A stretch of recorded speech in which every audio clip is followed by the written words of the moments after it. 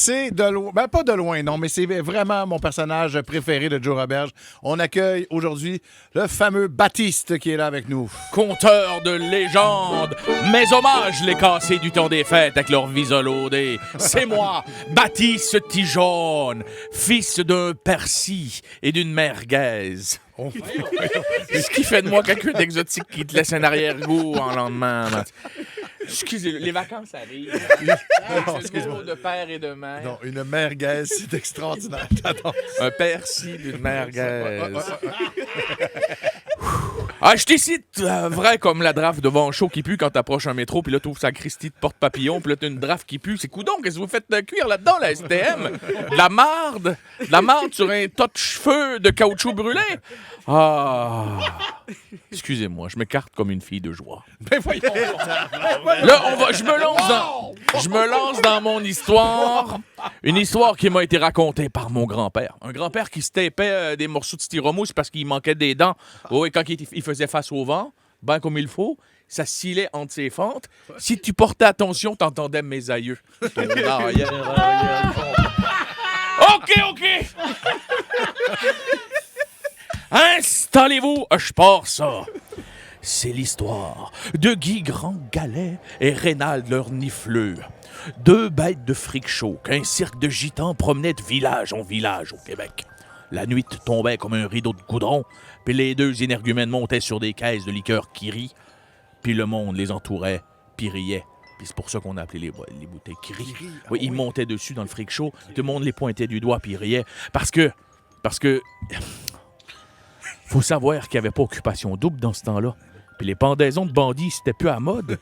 Fait qu'après le souper, le monde finissait de roter leur cipaille, puis ils quittaient leur chaumière pour aller rire en public de ce qu'aujourd'hui on qualifierait des handicapés lourds.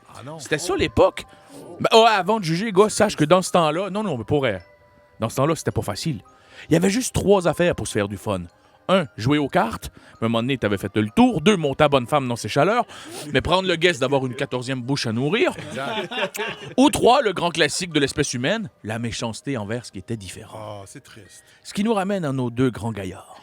Guy Grandgalet mesurait 43 pieds de haut. Mais oui. Ah oui, il faisait 40 pieds de jambes, 3 pieds de tronc. Christy qui était laid. Puis il y avait Rénal l'ornifloire, le renifleux, qui lui trimballait son nasprit de gros nez dans une barouette. Écoutez, il y avait un naseau tellement large qu'on s'en servait pour décapsuler les barriques à whisky puis stocker tout le cordage du cirque. Il y avait le cœur sur la main. Il aimait tellement les animaux là, que par temps chaud, il se couchait à la tête, là. Il se couchait à l'envers, il t'y versait de l'eau dans le nez, puis les éléphants venaient se laver là-dedans. Puis ils pouvaient boire l'eau en même temps. Je te le garantis, pas un éléphant au Québec cette année-là qui a manqué d'électrolytes. Mais, par un 24 décembre au soir, malgré les avertissements de Colette Provenchov, une diseuse de Bonaventure Manouche qui leur disait qu'elle allait faire tempête, puis qu'ils devaient pas se rendre à l'épiphanie pour leur show du soir, eh ben les patrons gitans, voulant toujours plus de bidou, leur avaient dit « On continue en fouettant les ondes pour qu'ils traînent tout le gréement. » Ben, crée-moi pas, la plus grande tempête du Québec s'est levée le soir du réveillon de 1750. Puis là, toute la ville de l'Épiphanie a été arrachée au complet. Plus de bâtisses, tout revolait, comme la vache dans le film Tornade. Et là, oui. Noël allait être annulé. Puis tout le monde allait avoir des engelures de bout. Dans le temps, oui, tout le monde faisait ses besoins dehors. Hein? C'était pas drôle, ça, des engelures de bout. Non. Fallait se mettre une mitaine sur le pinceau pour pas qu'ils se noircissent puis qu'ils tombent dans le fumier. Non. Là, les femmes disaient toujours, avant que les hommes sortent dehors, « As-tu mis ton gant de graine? Et avec le temps, c'est devenu gangrène, tu sais. Non. Fait que bref, c'est là qu'en plein milieu de la tornade de tempête de neige, comprends-tu, que Guy Grandgalet, quand il a vu que tout le monde souffrait, yo, tu sais, 43 pieds, il a ouvert son grand jacket, puis il a fait un dôme avec son grand corps que tout le monde avait toujours abaissé. Ben là, il protégeait le monde pour qu'il puisse fêter Noël. Il a fait ça jusqu'au Nouvel An. Guy Grandgalet protégeait tout le monde, puis il était à bout de souffle, le pauvre. Mais les gens continuaient de faire la fête, puis à s'amuser, puis à danser en dessous de lui. Ses dents claquaient sur le fret. Il n'y a personne qui a vu le soleil pendant 7 jours, mais vaut mieux fêter dans le cul d'un ours que pas fêter pour tout. Puis il a tenu jusqu'au décompte, mais il allait mourir, le pauvre. Ah non. Sur le coup de minuit, le 31 au soir, tout le monde s'est souhaité bonne année en s'embrassant sous le Guy. Guy Grandgalet, il était en dessous.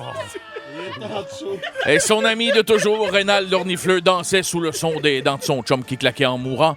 Il l'a regardé puis il a hurlé du haut de ses 43 pieds « Bonne année, grande dent! » Ce à quoi, juste avant de mourir, Guy a répondu « Bonne année, grand nez. » Guy Grandgalet n'a jamais été enterré. Pas par manque de respect, mais pas par manque de respect, mais pour l'honorer, mais ils ont fait un building avec. Si tu demandes aux gens de l'Épiphanie où c'est qui est le squelette de Guy Grandgalet aujourd'hui, ils vont tous fièrement te répondre « C'est le tape chinois où est-ce qu'on achète des tops à l'unité? » Fièrement.